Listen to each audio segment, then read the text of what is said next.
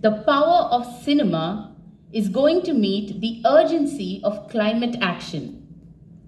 Our session, Real Green, Sustainability and Storytelling Across 4 Cinemas, explores how the film industry can be a force for environmental good, both on the screen and behind the scenes. We're going to trace the path of green production practices and informative storytelling across 4 major global cinema hubs. Now, let's take a look at the AV, please.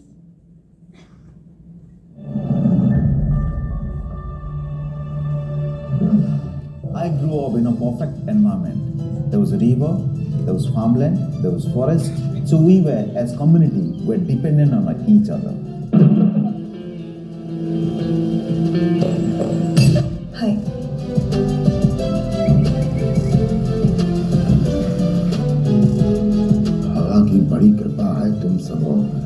Well, I think I really appreciate the sensitivity in the film. You know, I've been directing for about 19 years in commercials.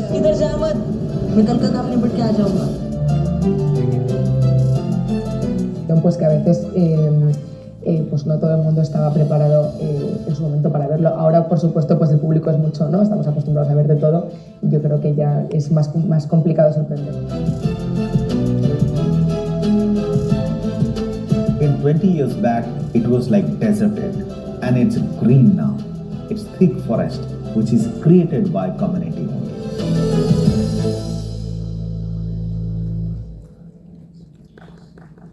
To moderate this session, we have a writer, orator, critic, and well-known journalist who travelled all the way from London to guide us. Please welcome Mr. Ramchandran.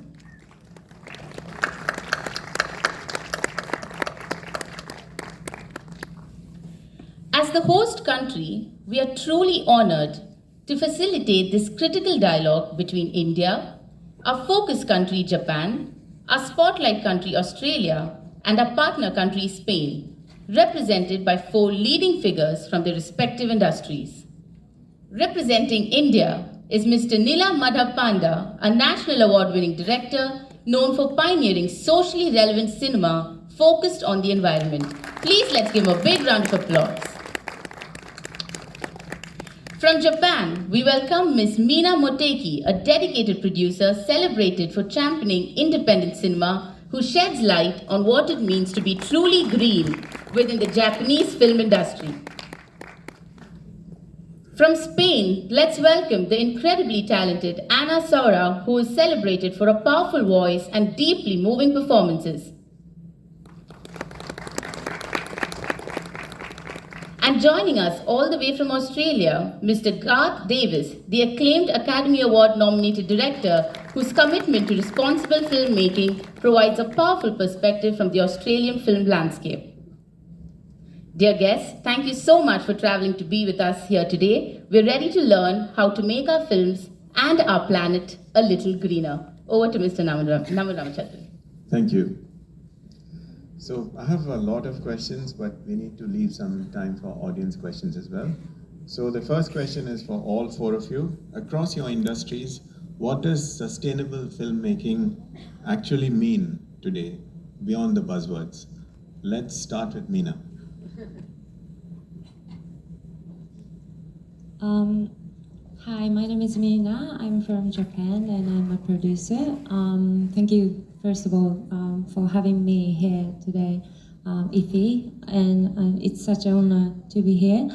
About your question, I think in Japan it's still undeveloped regarding this green practices, because in Japan there's a system of for example a screenplay. We still print out all the scripts for crew and cast.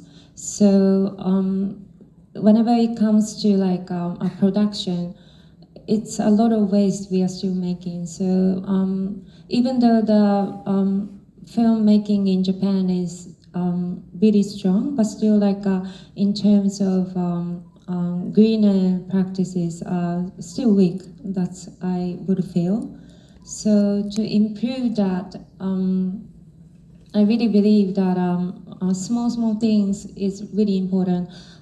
Today I'm here as an independent filmmaker, so my perspective is more like from independent filmmaking. But I would say like major companies, they are more like they have more budget to save the energy. But it comes to independent filmmaking, it's always difficult because like we have low budget, and in that budget we have to also think about the green. That's always it's a challenge. So, but in my production, usually like for pre-production, we do like all the script writing on like digitally, so that like we don't waste paper. Or if you don't have to go out, like we usually have like online meetings, so that we don't have to like use a gas or all those resources. So by doing that, like little by little, we are trying to like save the energy. That's, yeah. Thank you. Anna? So, hello, thank you so much for inviting me, and thank you so much for coming. I'm Ana Saura from Spain. I'm also an independent producer. And for me, the most important thing, of course, and I completely agree with what you said, that when we make small movies with low budget, it's not easy, you know, to make the things as we would like to make it. But there are small actions that they can make the change. For example, the plastic bottle of water. For example, the lights. You know, when you have to rent the lights, you can rent the big lights with the oil, and you can plug in the plug, or you can rent a LED, for example, that it consumes very low. You can work on the distribution of the cars, of the vans, of the trucks, so you can put the people together, and you can use, instead of using 3, for example, when you have to move 3 people, you can put it together. So there are small things that they can make a change, and this is for me the most important thing, to create this conscious for all the crew, but also, you know, the artistic team, the actors, the actresses, the directors, to everyone, that it's in our hand, and we can do these small things. You cannot, of course, as much as you can do, it's much better, but we can do many things. The important thing is to create this conscious, to show them that we can do it, that it's very easy. So that's why in Spain, from many years from now, we used to work on a green protocol, that we start working on it from the very beginning of the pre-production, where we put these small actions that we all can do. So of course, this is I think it's the first step for making the industry, but also the world, more green, and to respect the planet and the environment. Garth? We started dealing with this very early on in the commercials. I had a commercial company doing TV commercials, and we worked out our carbon footprint with the help of scientists, and then we created a carbon tax on the budgets, and then we would ask the advertising agencies if they would front up the cost, and we would plant trees to offset. So we were starting very early on in that regard. I think that the studios especially are leading the charge on this right now. That there's a huge incentives now to obviously be greener. In all the practical side of things, even the coffee that I just did a big Netflix series in New Zealand, and the coffee came from local suppliers.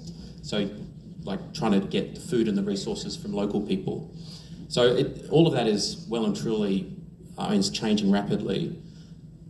I guess there's another side to this, and it's around, I think, the themes of our stories, and the stories that we're telling can create environmental change through our audiences.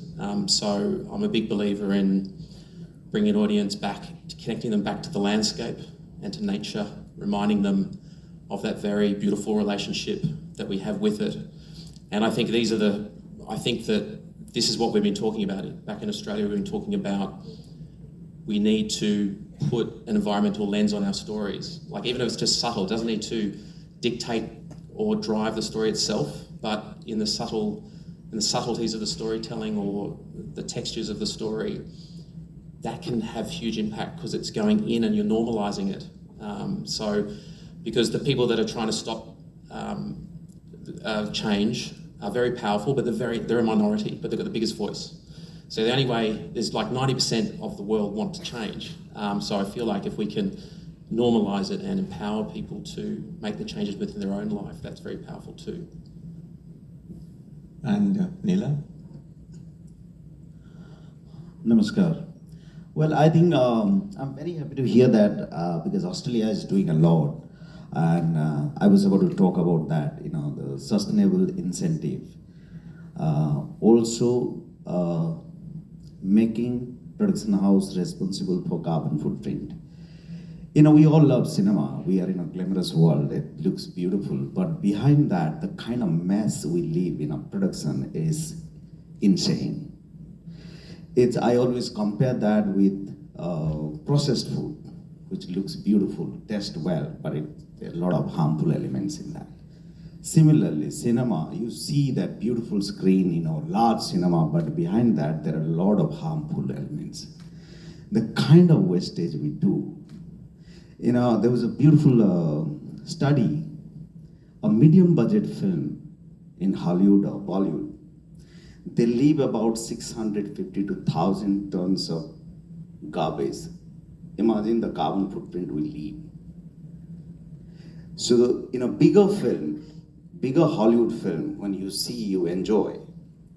But you almost, by making that one film, you almost, I would say, size of circle filled, that much of ice melting in the Arctic. So that's how we call it sea level rise, ice melting. Everything is contributing. The point is, we entertain. We know that this is a business of creativity. We may not compromise that. But what if, on a simple thing we do, we get conscious from the day one, just paying little extra to have a, say, creative sustainable director who get conscious about all that when you're budgeting, when you're doing production. And there's so many incentives we are doing. Just do a sustainable carbon incentive, So I think these small changes, and when you're saying that, on a low budget film, it's difficult. I would say low budget film is much easier. Just imagine, go back and see how Dogma movement happened. In a Dogma film, all those rules, and those films did wonderful all over the world. They started Dogma 25 this year, I saw in Cannes. So if you make a film, say, without compromising the creativity, you make a film in almost lesser budget, and you're doing the same thing and put a stamp saying that, okay, I have this much of carbon credit. So your problem is solved. I think that little conscious, and cinema is a mass thing, we can really influence audience worldwide, in any language, any country, we can do a lot. Start with that, because you don't have any other planet to live. It's just one planet. We are one generation, we have already used 50% of the energy from planet Earth. It's high time, unless Elon Musk find another planet to live in. So, I think, we are the people sitting here in this room can do a lot on environment. Otherwise, we can keep talking, keep writing, it becomes just a study material, but nothing comes in your soul. Thank you. And that neatly leads me to my next question, which is also for you. I have some country-specific questions. So, India has scale and volume, but there are cost constraints, unlike most markets. So, what's the most realistic way to push environmentally responsible production without pricing out the smaller film? You talked about the smaller films. So sometimes the cost of keeping things environmentally friendly can be expensive. So what's the happy balance here? Make everyone answerable what you do. It's high time. Look at one small thing. I'll give you just a quick solution. We have Animal Welfare Board to protect animals. Why don't we have a Sustainable Welfare Board to protect the planet? So every producer, whoever goes before censor board, like you get the certificate from Animal Welfare Board, you make, how much you do that. From beginning, you get approval. Let's not always blame the government, that government is not doing that, government is not doing that. We are private organizations. We do our own business alone. Okay?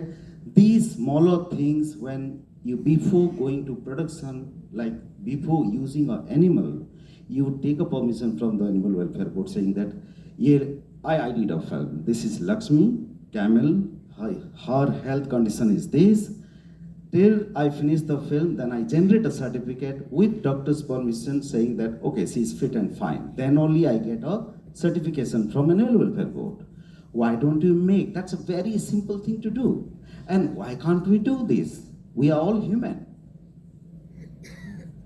Look at we are in a climate urgency, climate high urgency situation. Be it pollution, be it everything. I mean, look at this. Instead, in contradiction, what we do, we say that, oh, we created a set, humongous set, we destroyed that after the shoot. We destroyed 200 cars in Fast and Furious, that becomes your advertising for the film promotion. Why can't we do on the other side? Technology has developed. Look at in Avatar, 1, 2, 3, 4, 5, James Cameron created a huge panel of 1 megawatt solar energy power. So half of the energy was coming utilized, not dirty diesel. So he was making a film on something like that, and he was using right elements from bottles to the electricity. So I think we can easily do that. I shot a film in Ireland. Of course, it was, I would say, majburi, But still, we used to share one bottle of water with everybody. And we had clearly said that no plastic will be allowed to the island. Very easy to do. There is no rocket science. You don't have to be Elon Musk to learn rocket science to go there. It's very, I mean, you and I, right here we can do that, And I think we've touched upon this, but I'm going to ask Garth. Now, Australia has one of the world's most advanced green production frameworks.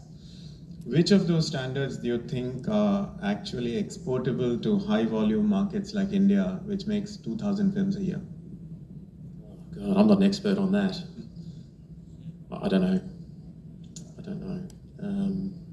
I can't speak for your country, I'm sorry, for India. So not speaking for India, which of the Australian practices do you think can be exported to India? I'm not aware of what your practices are to start with, but I guess... There aren't any. Right. I mean, I don't know. I think that I made a film, Lion, which was in Kolkata, and I guess I can speak to that experience. I don't know, I feel like it's not just these practical things. I think it's also just about respect as well for the crews and the talent and the cast. I feel like there's something much deeper that needs to change for real change. I think there's all those practical things that we're all talking about, and people can speak to that more specifically than me. But I feel that I try to create an atmosphere of respect and inclusivity through everything that I do. And I feel that brings out the best in people and can bring about real change, I think. So that's, sorry, that's a bit kind of abstract.